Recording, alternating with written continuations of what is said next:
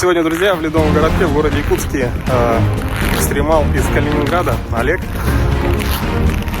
будет себя вмораживать в сердце в День Святого Валентина и посвящает он это своей супруге.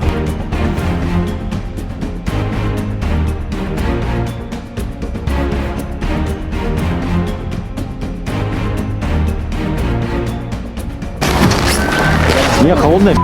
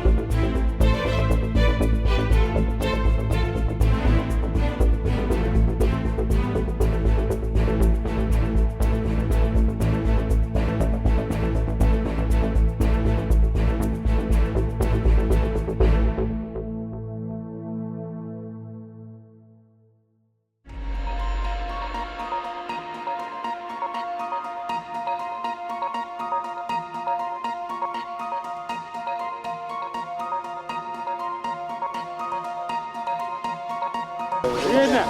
Откапываем.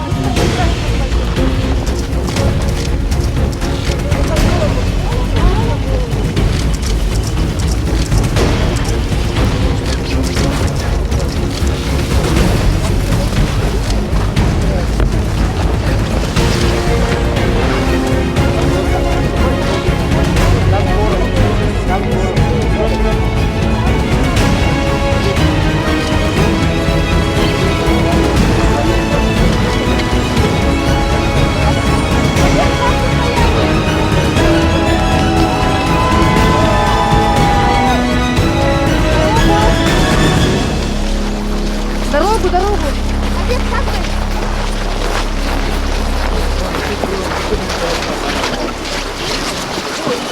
Как состояние, Олег?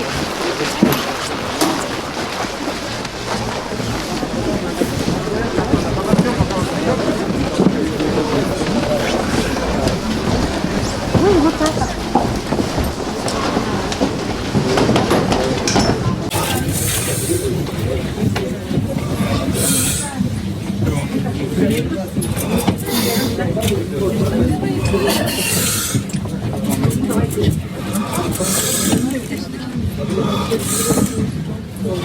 Не камера, у меня. Уже все не может. Олег Александрович.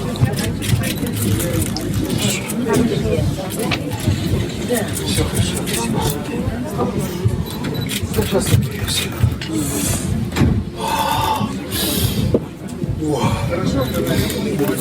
Хорошо, как воздух. Как вы себя чувствуете, Олег? Хорошо, спасибо. Кому вы посвятите вот это мероприятие? Ну, это моей супруге Ирине посвящается. Олег, а Она как... мужественная женщина. Не каждая сможет это выдержать. Олег, а как там под суком-то? Я не знаю. Меня там не было. Что значит? А где вы были? Где-то далеко. Не, она это не тот материал. Холодно мне. Это в двух словах. О, сейчас трясти начнет. Да, сейчас подпустется нормально. Тело так согревается просто. Даже мы, жители, не отважимся на улице выйти без рукавицы. Ой, давайте сейчас я вам покажу, как отогреваться. Так, мне надо пространство. Первое упражнение энергии ветра, то есть быстро руками так вот крутим. Одна рука, вторая. И пока кровь в пальцы, вот видите, как пальцы покраснели, кровь в пальцы пришла. То есть вам, наверное, вообще актуально это все. Мало ли где-то мороз застал. Все, пальцы отогрелись, дрожь земли. И быстро-быстро движение ногами.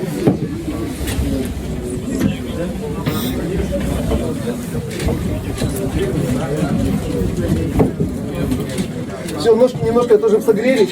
Дальше танец воды называется упражнение. По очереди напрягаем сначала верхние мышцы, потом нижние.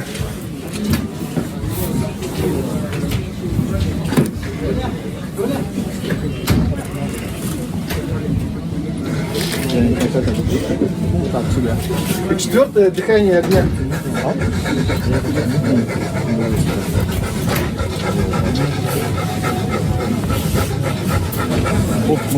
Отогрелись хорошо, нет, все повторяем, да?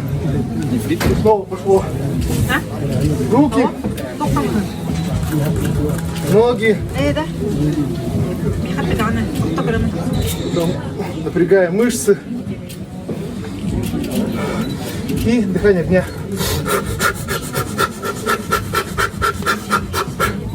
Все, смотрите, меня уже почти не трясет.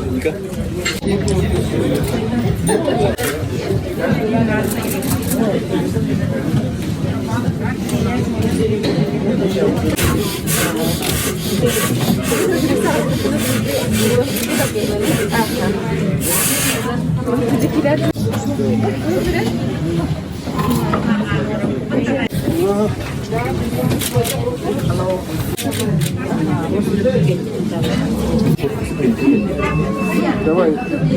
Скажите, пожалуйста, откуда появилась такая идея вообще? А какая именно? Ну вот себя вот так вот в снегу закопать. Заморозить.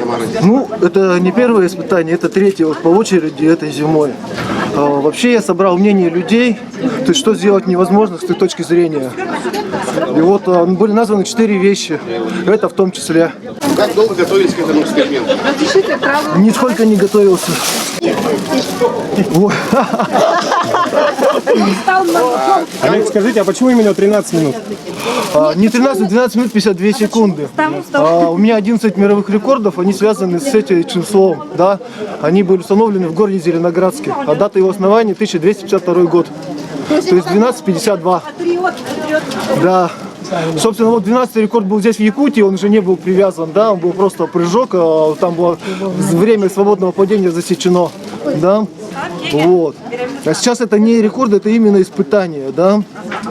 Еще раз, я просил людей, то есть что сделать невозможно. И вот названы были 4 вещи. Вот, по крайней мере, 2 из этих 4 сделал, потому что было второе испытание, которое, я не вышел оттуда в целом.